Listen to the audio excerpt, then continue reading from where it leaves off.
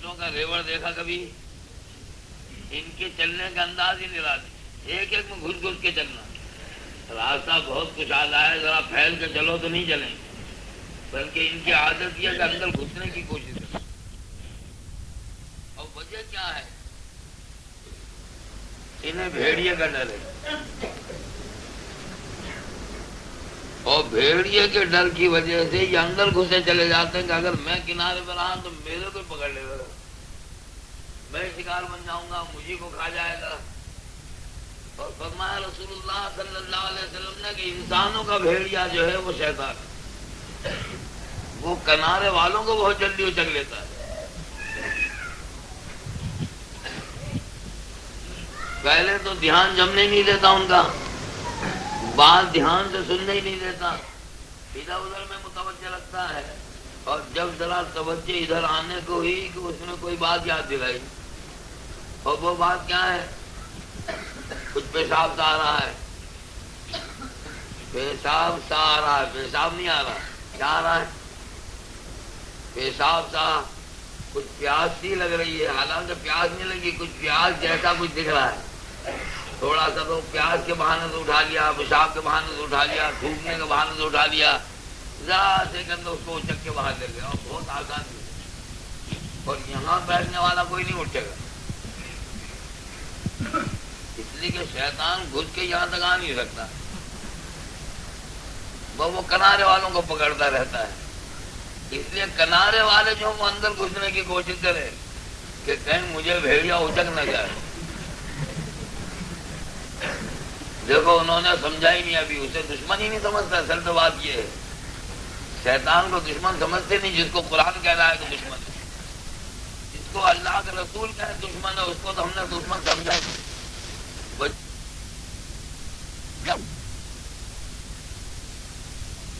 زندگی اسی کے ساتھ گزری ہے، رات دن اسی کا ہم جوڑی بنے رہے، اسی کا ہم مجلس رہے، اسی کے مشوروں میں کام کرتے رہے۔ اب اس سے ہو گئی دوستی اس سے، اور جس کی شیطان سے دوستی ہو گئی وہ شیطان کی طرح ہلاک ہوگا۔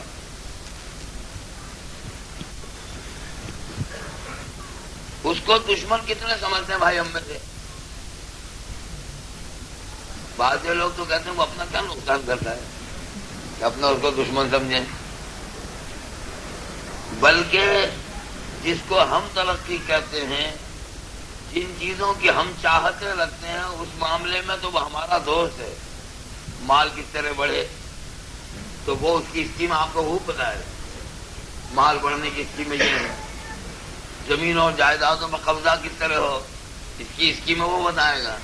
اور ہم یہی چاہتے ہیں کہ ہم زیادہ سے زیادہ زمینوں پر قابض ہوں، زیادہ سے زیادہ مال ملے، اور وہ اس معنی کر کے آپ کا دوست ہے۔ وہ تو دشمن ہے ایمان کا اور اعمال صالحہ، وہ تو دشمن ہے تمہاری آخرت کی کامیابیوں کا۔ وہ اسی فکر میں ہے کہ وہ تمہیں کسی طرح برباد۔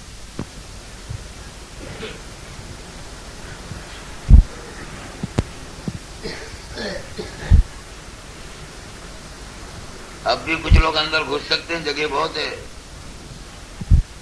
دیکھو کوئی گھس کے دیکھو اندر جگہ مل جاتی کہ نہیں مل جاتی۔ وہ باہر والوں کہہ رہا ہوں، وہ کنارے پہ جو بیٹھے ہیں،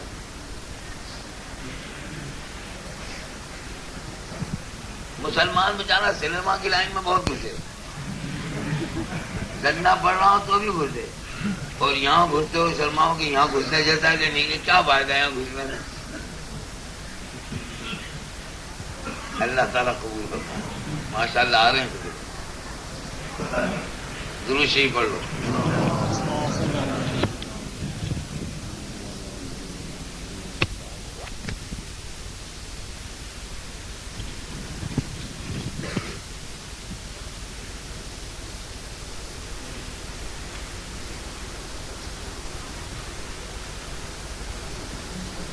الحمد لله نحمده ونستعينه ونستغفره ونؤمن به ونتوكل عليه ونعوذ بالله من شرور أنفسنا ومن سيئات أعمالنا، من يهده الله فلا مضل له ومن يضلل فلا هادي له، ونشهد أن لا إله إلا الله وحده لا شريك له، ونشهد أن سيدنا ومولانا محمدا عبده ورسوله أرسله بالحق كافة للناس بشيرا ونذيرا صلى الله عليه وعلى آله وأصحابه وأزواجه وذرياته وأهل بيته سلم تسليما كثيرا كثيرا.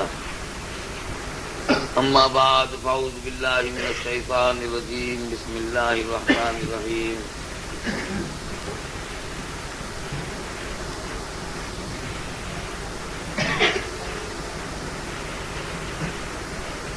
كما أرسلنا فيكم رسولا منكم يتلو عليكم آياتنا ويزكيكم ويعلمكم الكتاب والحكمة ويعلمكم ما لم تكونوا تعلمون فاذكروني أذكركم واشکروا لی ولا تکفروا. میرے بھائیوں، دوستوں، بزرگوں، حق تعالیٰ شانہ نے اس کائنات کے نقشے میں جو کچھ بھی بنایا ہے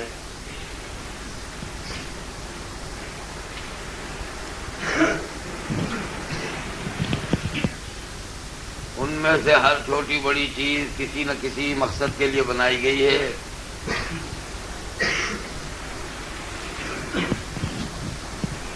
اور جس مقصد کے لیے جو کچھ بنایا گیا ہے وہ اس مقصد پر برابر لگا ہوا ہے، اس کام کو برابر انجام دے رہا ہے. ہزاروں سال گزر گئے مگر ان چیزوں میں کوئی فرق نہیں آیا. جس چیز کو جس کام کے لیے بنایا گیا وہ برابر اس کام کو انجام دے گا. اور یہ انسان اور جنات کے علاوہ جتنی مخلوقات ہیں ان کو اپنے مقصد کے اعتبار سے خدا نے مجبور بنایا ہے، قہرن و جبرن. ان سے وہ کام انجام پاتے رہیں گے جن کاموں کے لیے ان چیزوں کو بنایا گیا. ان چیزوں کو ان کے اختیار میں، ان کے ارادے پر، ان کی چاہت پر نہیں چھوڑا گیا، بلکہ وہ مجبور ہے اس چیز کے لیے. وہ چیز ان سے ہوتی ہی رہے گی، اس میں اپنی چاہت کا ان کا کوئی دخل نہیں، اپنے ارادے کا کوئی دخل نہیں، اس پر ان کو کوئی اختیار نہیں.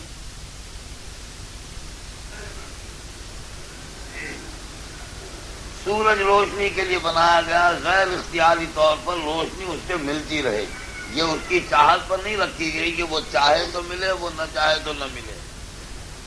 اس کا نکلنا نہ نکلنا، چلنا اپنی رفتار میں، اپنے راستے پر، اس میں اسے کوئی اختیار نہیں. بس جس کام کے لیے بنایا گیا وہ کام اس سے انجام پاتا رہے گا جب تک کہ خداوند قدوس نے اس کے تقدیر میں لکھ رکھا ہے کہ یہ کب تک چلتا رہے. اسی طرح چھوٹی بڑی ہر چیز مجبور ہے اپنے مقصد کو انجام دینے. لیکن جب انسان کے پیدا کیے جانے کی بات آئی تو حق تعالیٰ شانہ نے اس کے تذکرے فرمائے، اس کے مشورے ہوئے، اس کو تذکرے میں ڈالا کہ ہم ایک مخلوق بنا رہے ہیں. حالانکہ ہزاروں مخلوق بنائی آپ نے، لیکن کبھی کسی چیز کا کوئی تذکرہ نہیں کیا کہ ہم یہ بنانے والے ہیں، وہ بنانے والے ہیں، وہ بنانے والے ہیں. لیکن جب انسان کے بنائے جانے کی بات آئی تو حق تعالیٰ شانہ نے اس کا تذکرہ فرمایا کہ ہم ایک خاص خلقت بنانے والے ہیں، خاص مخلوق بنانے والے ہیں.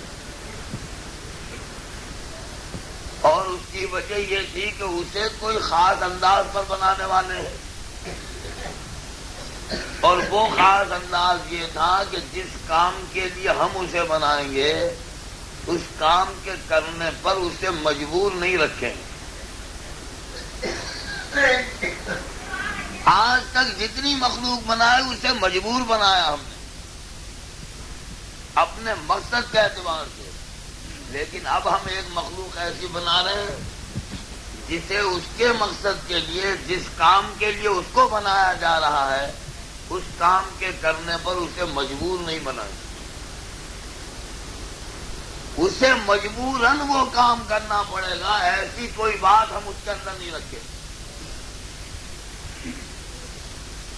اور یہ انسان کی خلقت میں سب سے بڑی خوبی اللہ تعالیٰ شانہ نے رکھی اور مخلوق کے مقابلے۔ لیکن اس کے ساتھ ایک اور بات بھی رکھ دی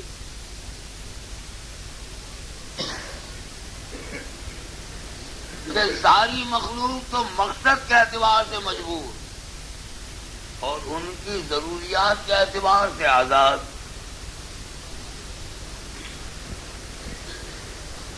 پہاڑ کی جو ضرورتیں ہیں وہ پہاڑ کو خود پوری نہیں کرنی پڑیں گی، ہم پوری کر دیں گے۔ سورج کی جو ضرورتیں ہیں وہ اسے پوری نہیں کرنی پڑے گی، اس کے لیے اسے بالکل فکر نہیں کرنی پڑے گی، ہم اس کی ضرورت پوری کر دیں گے۔ نکلنے کی ضرورت ہے، 70,000 فرشتے مقرر کر دیں گے، گھر کھینچ کے نکالیں۔ چلنے کی ضرورت ہے، ہم چلائیں گے۔ روشنی کی ضرورت ہے، ہم روشنی دیں گے۔ حرارت کی ضرورت ہے، ہم حرارت دیں گے۔ جس چیز کی اس کو ضرورت ہے ہم دے دیں گے، اس کے لیے اسے کچھ نہیں کرنا پڑے گا۔ بیج کے پھاڑنے کی ضرورت ہے، ہم پھاڑ دیں گے۔ اس کو زمین کی سختی سے نکلنے کی ضرورت ہے، ہم نکال دیں گے۔ اسے بڑھنے کی ضرورت ہے، ہم بڑھا دیں گے۔ اس میں قوت کی ضرورت ہے، ہم طاقت دیں گے۔ اس میں شاخوں کی ضرورت ہے، ہم طاقت دیں گے۔ اس میں پتوں کی ضرورت ہے، ہم لگا دیں گے۔ اس میں پھول کی ضرورت ہے، ہم دیں گے۔ پھل کی ضرورت ہے، ہم دیں گے۔ اسے پانی کی ضرورت ہے، ہم برسائیں گے۔ اسے گرمی کی ضرورت ہے، ہم پہنچا دیں گے۔ اسے جتنی ضرورت ہے وہ ہم دیں گے۔ ضرورت کے معاملے میں کسی مخلوق کو کہیں مجبور نہیں رکھنا، بلکہ ضرورتوں کے معاملے میں ساری ذمہ داری خود نے لے لی۔ تم تو جس کام کے لیے بنائے گئے وہ کام کرتے رہو، ضرورتیں ہم پوری کرتے رہیں۔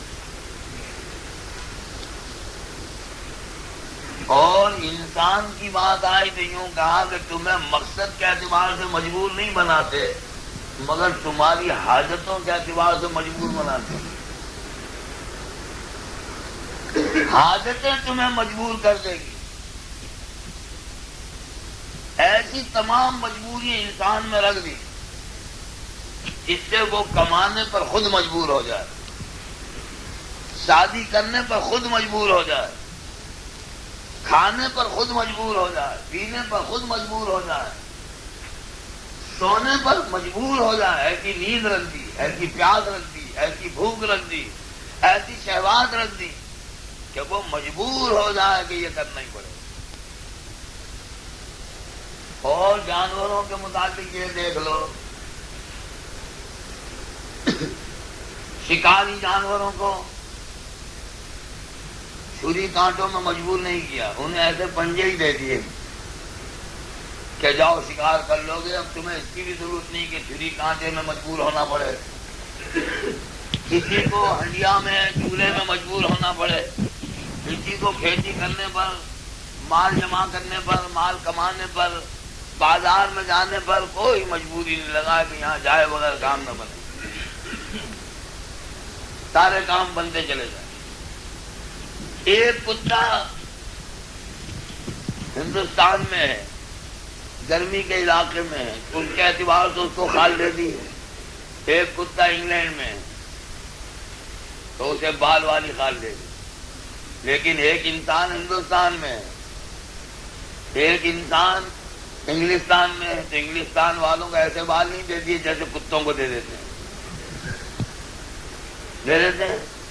کیونکہ بھائی سردی کا یہ بھی مخلوق ہے، سردی میں یہ بھی مخلوق ہے، اس کو تو بال والی کھال دیتے، اور ہمیں کیونکہ تمہیں مجبور کیا کمبل بناؤ، لحاظ خریدو، اپنی سردی سے بچاؤ کے سامان کرو، اس میں مجبور رکھا۔ انہیں گوشت کھانے والوں کو ایسے پنجے نہیں دے دیے، ان کا چھری لاؤ، اسے کاٹو، ایسے دانت نہیں دے دیے کہ کچا گوشت کھا سکیں، ان کا پکاؤ، پکانے سے مجبور کہ اس کے اندر لگاؤ۔ یہ ساری زندگی کی لائنوں میں تو مجبور پاتے ہیں ہم اپنے آپ کو۔ لیکن کوئی یہ بتا سکتا ہے کہ نماز پر کوئی چیز ہمیں مجبور کر رہی ہو کہ پڑھنی پڑے گی؟ جیسے بھوک نے مجبور کیا کھانا ہی پڑے گا، پیاس نے مجبور کیا پینا ہی پڑے گا، حاجتوں نے اور ضرورتوں نے مجبور کیا کمانا ہی پڑے گا. ایسا کوئی چیز ہمارے اندر ہے جو ہمیں مجبور کرے کہ نماز تو پڑھنی پڑے گی، جو مجبور ہو کر آنا پڑتا ہو کہ بھائی اس کے بغیر چارہ ہی نہیں ہے. کبھی بھی اس لائن کی مجبوری نہیں آئی. سمجھ بات آ رہی؟ اور یہ بتاتا ہے کہ انسان کا اپنی حاجتوں میں مجبور ہونا یہ اور مخلوق کے مقصد میں مجبور ہونے کے درجے میں ہے. ان کی عبادت اور ہمارا حاجتوں میں لگنا دونوں مجبوری سے، اور دونوں چونکہ مجبوری سے اس وجہ سے دونوں یکساں سمجھے جائیں. ان کی عبادت اور ہمارا حاجتوں میں لگنا یہ برابر، اور پھر ہماری عبادت اس کے مقابلے میں ان کے پاس کوئی چیز ہے. فرشتوں تک کے پاس نہیں ہے کوئی چیز. اگر وہ خدا کی عبادت کرتے ہیں تو عبادت کرنے میں مجبور ہیں، اور ہم نے خدا کی عبادت کی، ہم خدا کی عبادت کرنے پر مجبور نہیں تھے، مگر اپنا مقصد حیات سمجھ کر ہم نے نماز پڑھی. اور یہی چیز انسان کو فرشتوں سے اونچا کر دے کہ وہ مجبوراً قہراً و جبراً عبادت کر رہے ہیں، اس کے علاوہ اور کچھ کر نہیں سکتے. سمجھ بات آ رہی؟ مثلا یہ ممبر آپ نے یہاں بنا کے رکھا ہے، کتنے سال ہو گئے بھائی؟ 10-20 سال تو ہو گئے ہوں گے جب سے یہ یہیں پڑا ہوا ہے. اب کوئی یہ کہہ سکتا ہے کہ ماشاءاللہ یہ ممبر بہت مطیع و فرما بردار ہے، جہاں بنا کے رکھا ہے وہیں پڑا ہوا ہے. کیونکہ صاحب اس کے علاوہ وہ کیا کر سکتا تھا بیچارہ؟ یہ تو تھا نہیں کہ کچھ چل کے باہر نکل جاتا یا یہیں لیٹ جاتا، کروٹ بدلتا. اس کے علاوہ وہ کیا کر سکتا؟ یہ کھمبا ہے، یہ کھمبا کب سے کھڑا ہوگا؟ کتنے سال سے؟ جس مقصد کے لیے کھڑا کیا ہے بڑا بل کھڑا ہے، برسوں گزر گئے، مسجد میں کھڑا ہے، خدا کے حکم سے کھڑا ہے. کیوں بھائی اتنے سال سے کھڑا ہے کہ اس کو جنت ملے گی؟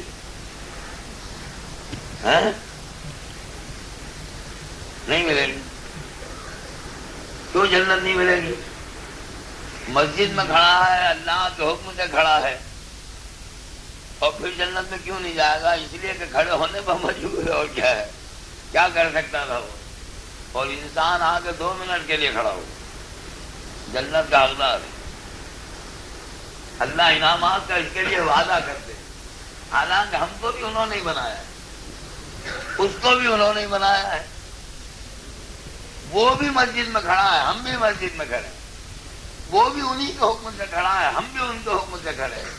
لیکن دونوں میں فرق ہے.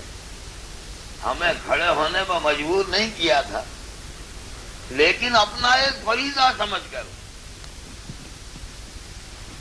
اللہ کی بندگی اور اطاعت اپنے لیے لازم سمجھ کر ہم نے اپنے آپ کو خود مجبور کیا جاؤ عبادت کر. اللہ نے ہمارے اندر کوئی مجبوری نہیں رکھی. سمجھ بات آ رہی؟ اور جتنے احکامات حق تعالیٰ شانہ کے ہیں ان پر جتنا غور کریں گے تو یہی ملے گا. کھانے پینے پر آپ مجبور ہیں، حکم کیا دیتے ہیں؟ بھوکا پیاسا رہنے کا. کائے کا حکم دیتے ہیں؟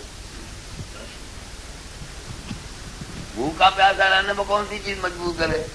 کھانے پر تو بھوک مجبور کرتی ہے، پینے پر تو پیاس مجبور کرتی ہے، لیکن کون سی چیز آپ کو بھوکا رہنے پر مجبور کرتی ہے، پیاسا رہنے پر مجبور کرتی ہے؟ یہ تو آدمی خود اپنے ارادے سے طے کرے کہ میں روزہ رکھتا ہوں، شام تک انشاءاللہ بھوکا پیاسا رہوں گا. اب مجبور نہیں ہے، یہ بات کھانا پینا نہیں ہے اس کے بعد، اس وجہ سے مجبوراً یہ بھوکا پیاسا ہے.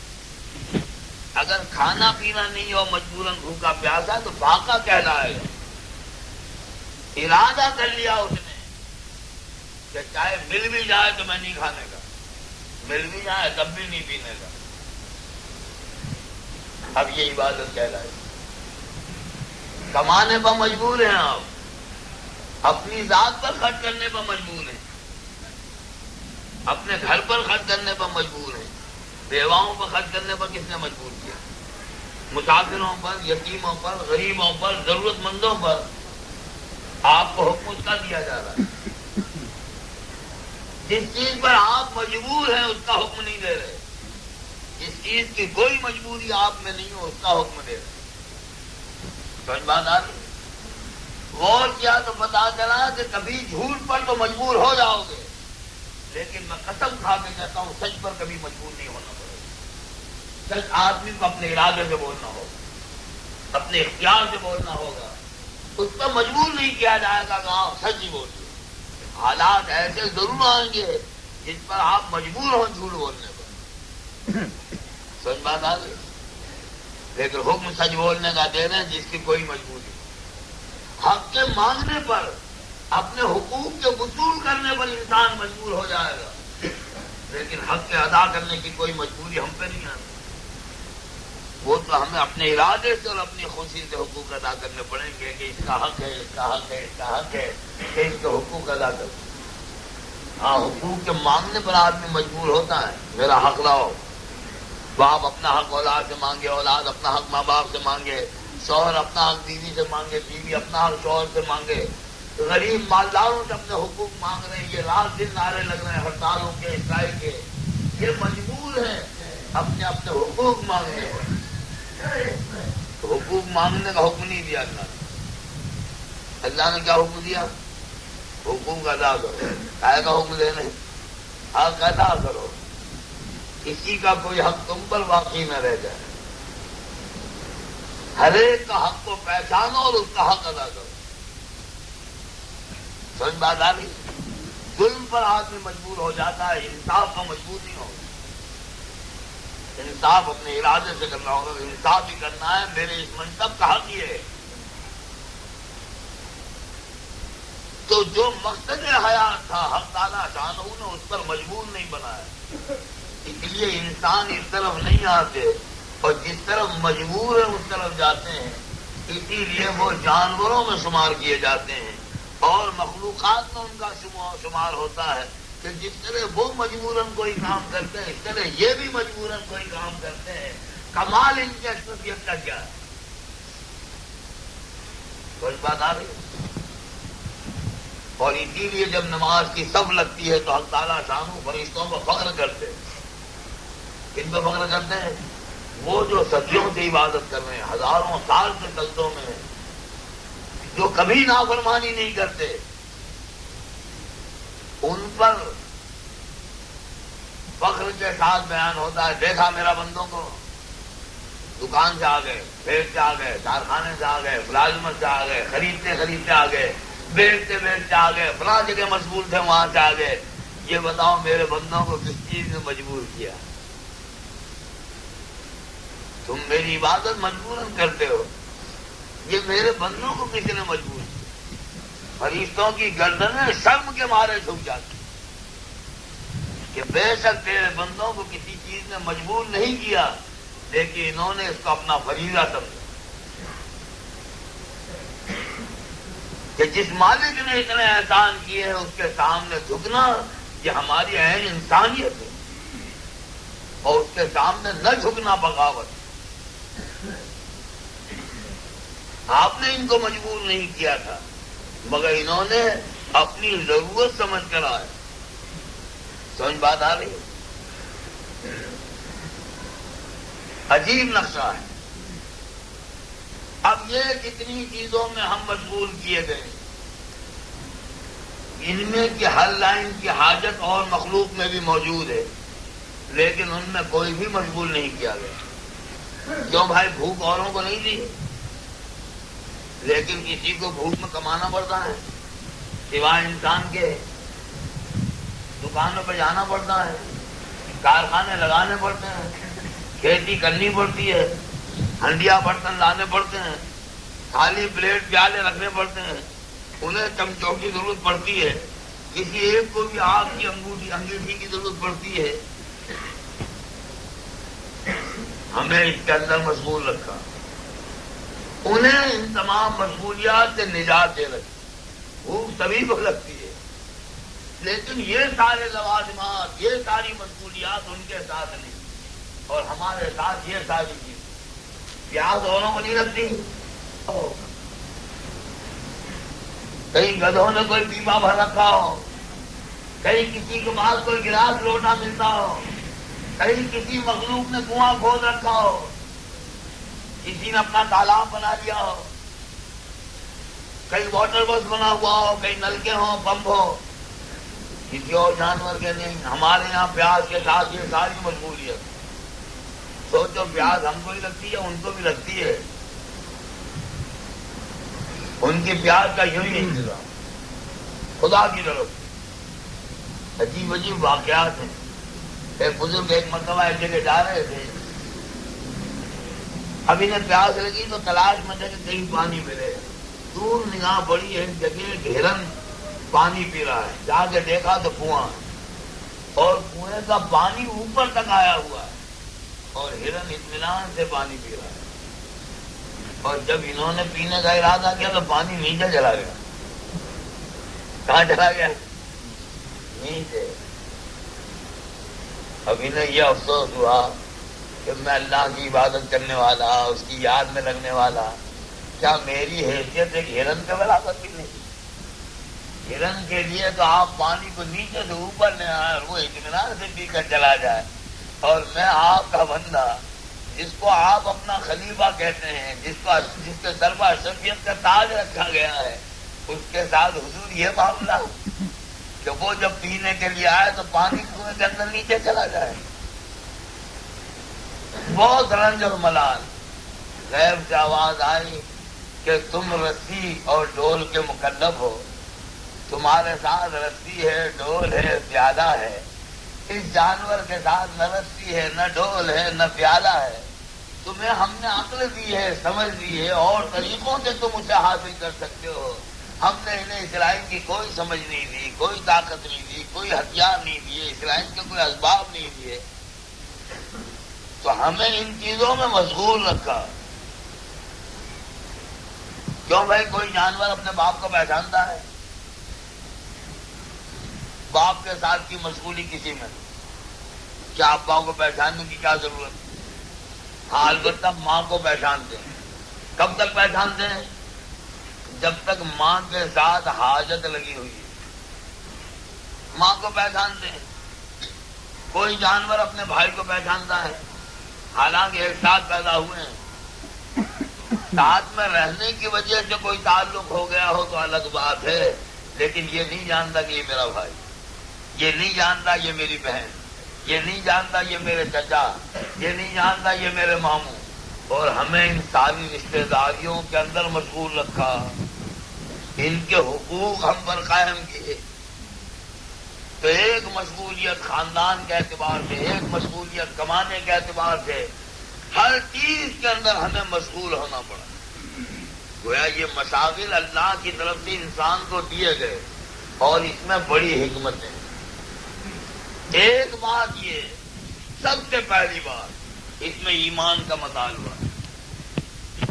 یہ پوچھا جا رہا ہے کہ تمہارے مشغول ہونے کی وجہ سے حاجتیں پوری ہو رہی ہیں یا اللہ حاجتیں پوری کر رہی ہیں؟ سب سے پہلا مطالبہ اس میں، تمہارے یوں کرنے کی وجہ سے یوں ہوا یا خدا نے کیا ہے؟ اور یہ بہت زبردست مطالبہ ہے۔ حضرت جی رحمت اللہ علیہ سے ہم نے ایک مرتبہ پوچھا کہ یہ ساری کائنات بھر کی نفی، اس میں کس کس کی نفی کریں، کیا کریں؟ سب کی کر دیں، ایک طرف یہ کہ سب کی نفی کر دیں، تو ذہن پورا کھلتا نہیں، سب میں کون کون آ گیا؟ کیونکہ سب آ گئے، تو کہنے لگے وہ سب کے اندر اپنے آپ بھی آ جائے اور اپنے مشاغل بھی آ جائے، اور اگر اپنا آپ نہ آیا اور اپنے مشاغل نہ آئے اور اس کے علاوہ سب کی نفی کی تو تم نے کسی کی نفی نہیں۔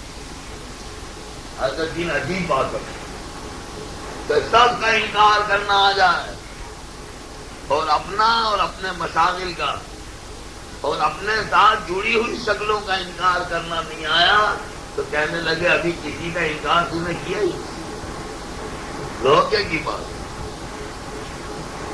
آدمی کو جو مشغلہ دیا گیا اس مشغلے کے اندر اس کا یہ یقین ہو کہ میرے اس کے اندر مشغول ہونے کی وجہ سے کچھ نہیں ہوتا، خدا کر. سچ بات آ رہی ہے. اس سے کوئی تعلق نہیں میری حاجتوں کے پورا ہونے کا. دکان میں مشغول کیا گیا، یہ مانگا گیا بتاؤ دکان سے پلتے ہو کہ ہم پالتے ہیں.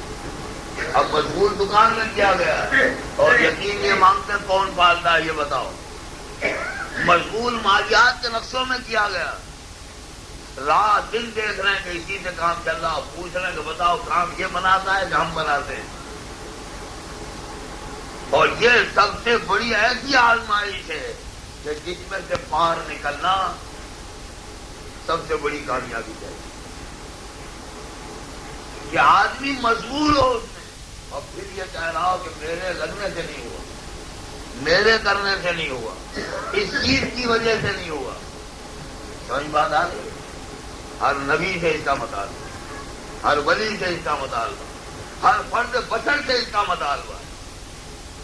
چنانچہ آپ دیکھیے کہ جناب رسول اللہ صلی اللہ علیہ وسلم ہدایت کی محنت میں لگے اور آپ ہدایت کی محنت میں مشغول ہوئے، اور جب ہدایت ملنی شروع ہو گئی اور لوگ فوج در فوج داخل ہونے شروع ہوئے، جب مکہ فتح ہوا اس وقت ساری دنیا یہ کہہ رہی تھی کہ آپ کی محنت سے ہوئی، اور آپ یہ کہہ رہے تھے لا الہ الا اللہ وحدہ، میری وجہ سے نہیں، میں نے نہیں کیا.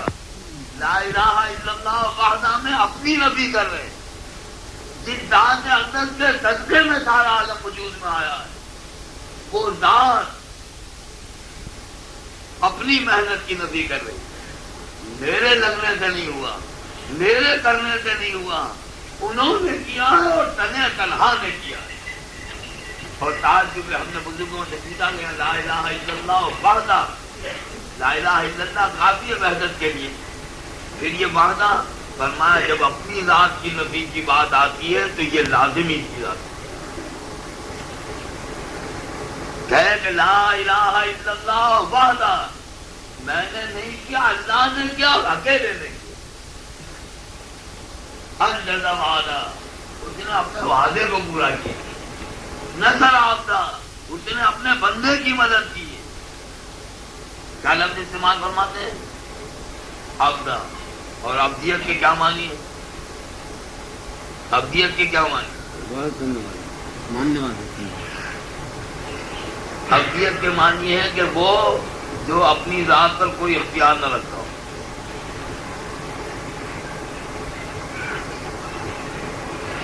کتنا مجبور، کتنا مجبور، بولنے پر اختیار نہیں، دیکھنے پر اختیار نہیں، سننے پر اختیار نہیں، چلنے پر اختیار نہیں، بیٹھنے پر اختیار نہیں، لینے دینے پر اختیار نہیں. تو صاحب کیسے ہو گئے؟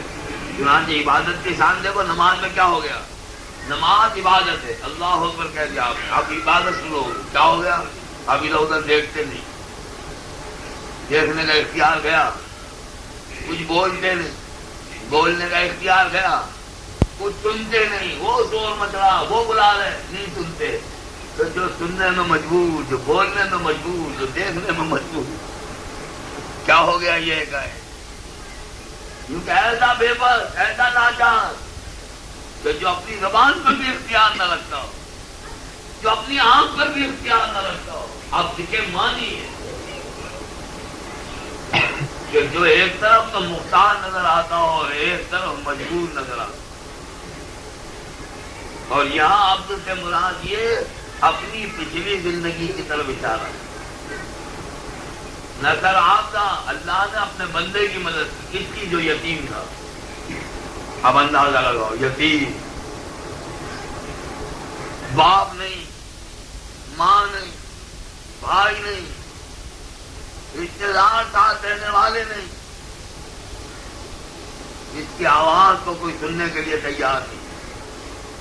وہ بندہ جس کے راستے میں کانٹے بچھائے جاتے تھے، وہ جس کے پاس کھانے کے لیے کچھ نہیں تھا، جو پتے چبایا کرتا تھا، شیر ابھی طالب میں 3 سال تک جنہوں نے پتے چبائے، وہ جن کی گردن میں ہولی ڈال دی جاتی تھی، وہ جن کی گردن میں پھنا ڈال کے گھسیٹا گیا تھا، وہ جنہیں آدھی رات میں اپنے وطن سے نکلنے پر مجبور کیا گیا تھا، وہ جو بے بس اور لاچار تھا. اب دیکھیں مانی ساری عزت کے کمالات اس میں آ گئے. کہتے میں تو وہی تھا جس کو لوگوں نے دھکے مار کے نکال دیا تھا، میں تو وہی تھا جس کی بات سننے کے لیے کوئی تیار نہیں. میرے تو وہ حالات تھے کہ جس گلی سے گزرتا تھا لوگ پتھر مارتے. حضرت زینب رضی اللہ تعالیٰ عنہ جناب رسول اللہ صلی اللہ علیہ وسلم کی بڑی صحابزادی فرماتی ہیں کہ جب رسول اللہ صلی اللہ علیہ وسلم گھر سے باہر نکلتے مکے میں تو ہم گھر کے بچوں کا اور عورتوں کا کسی چیز میں دل نہیں لگتا تھا، بلکہ ہم سب بے قرار ہو کے انتظار کرتے تھے کہ خدا کرے کہ حضور خیر و عافیت کے ساتھ واپس آ جائے، اس لیے کہ مکے کا در و دیوار دشمن بنا.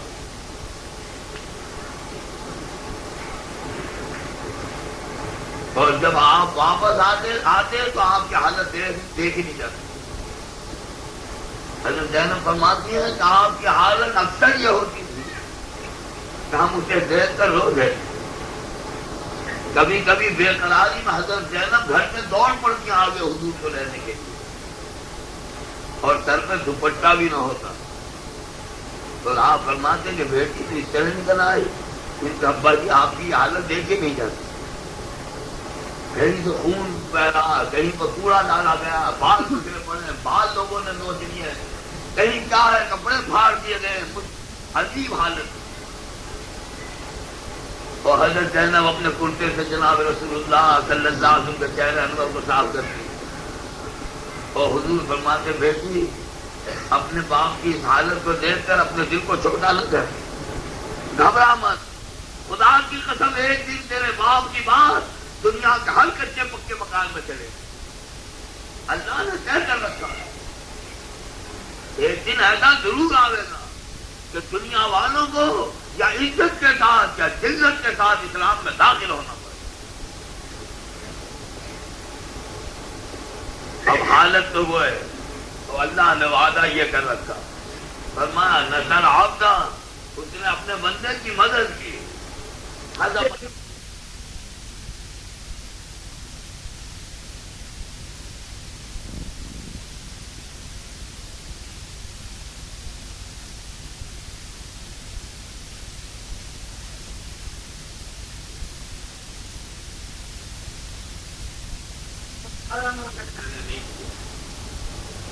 اور آپ رو رہے تھے، حالانکہ مکہ فتح ہوا ہے اور آپ رو رہے ہیں، وجہ کیا ہے؟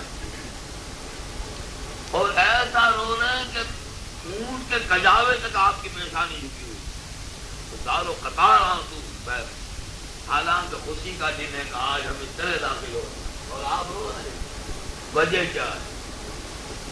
میں نے جو غور کیا تو سمجھ میں آئے، میں نے بزرگوں سے پوچھا تو کہنے ہماری بھی سمجھ میں یہی بات. بلکہ حضرت جی کے سامنے جب بات رکھی تو حضرت بہت دیر تک سوچتے رہے کہ یہ بات کیا ہے. میں کہا حضور میری سمجھ میں یہ آیا جب یہ حدیث پڑھتا ہوں کہ خدا چاند اور سورج کو بھی جہنم میں ڈال دیں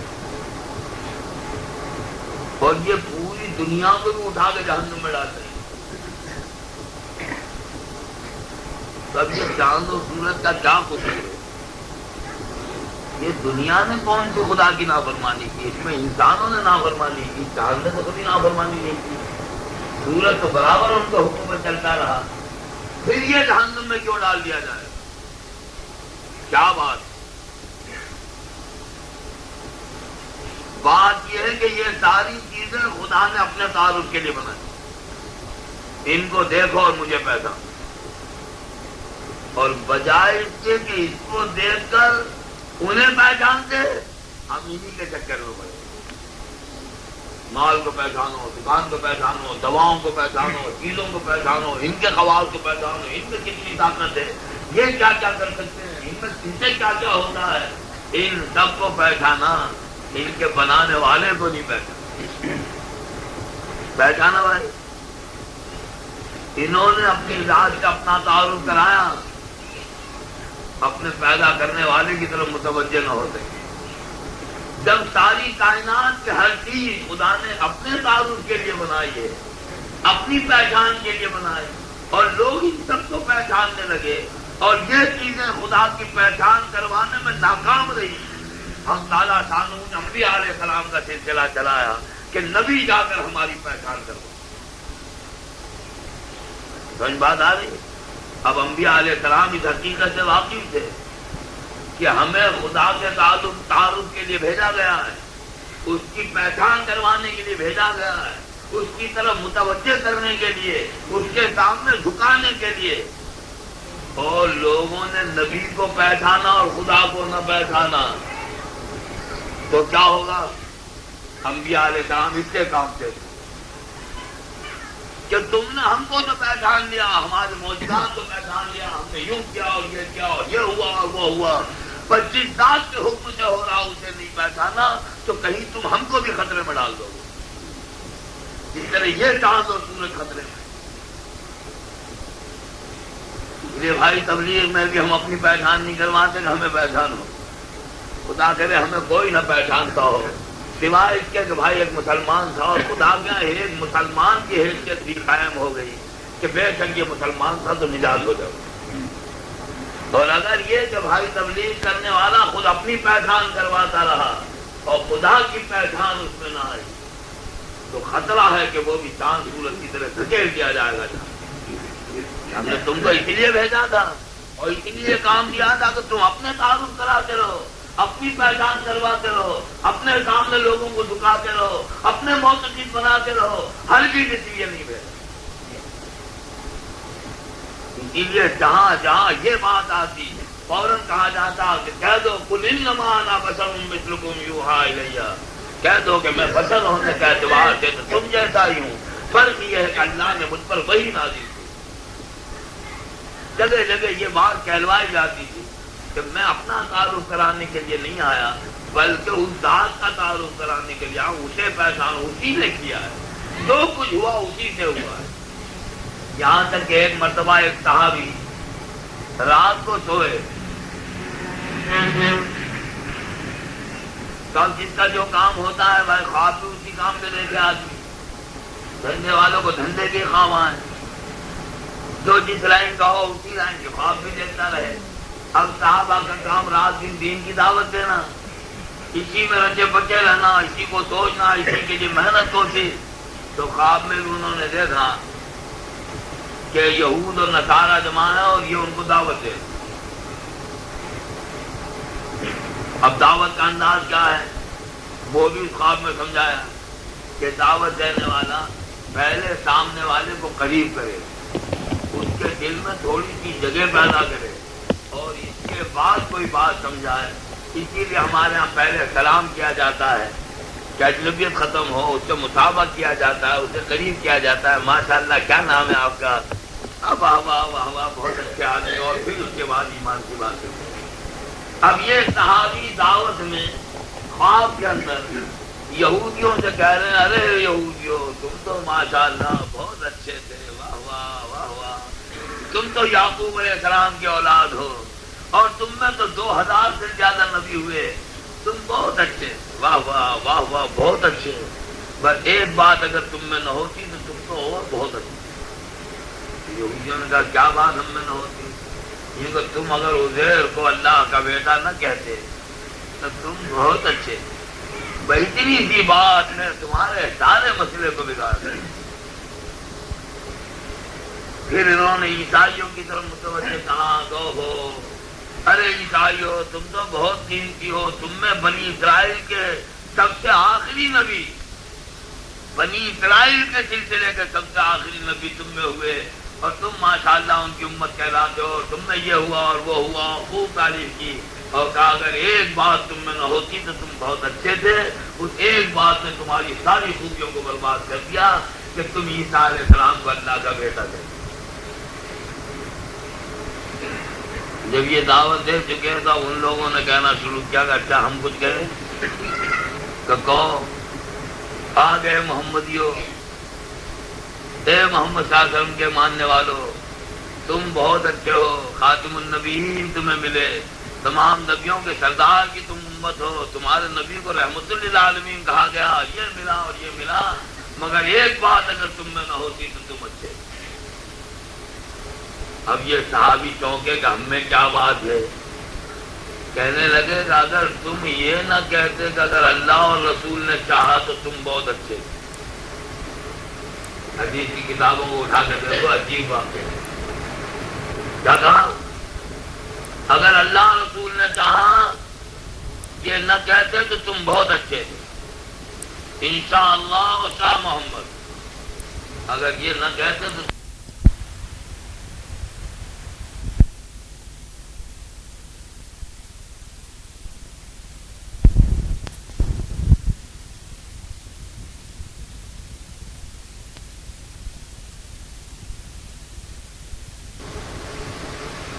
حدیث کی کتابوں کو اٹھا کر دیکھو، عجیب بات ہے، کیا کہا؟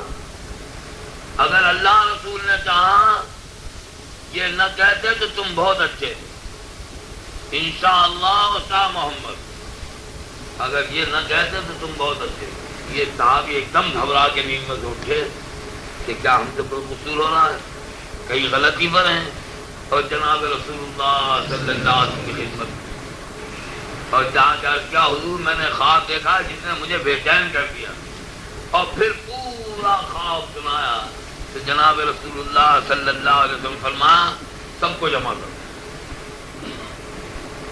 اور مدینے میں حیران ہوا، چھوٹے بڑے مسجد نبی میں جمع ہوئے، اور آپ نے فرمایا دیکھو یہ صاحب کیا کریں، انہوں نے خواب کیا دیکھا۔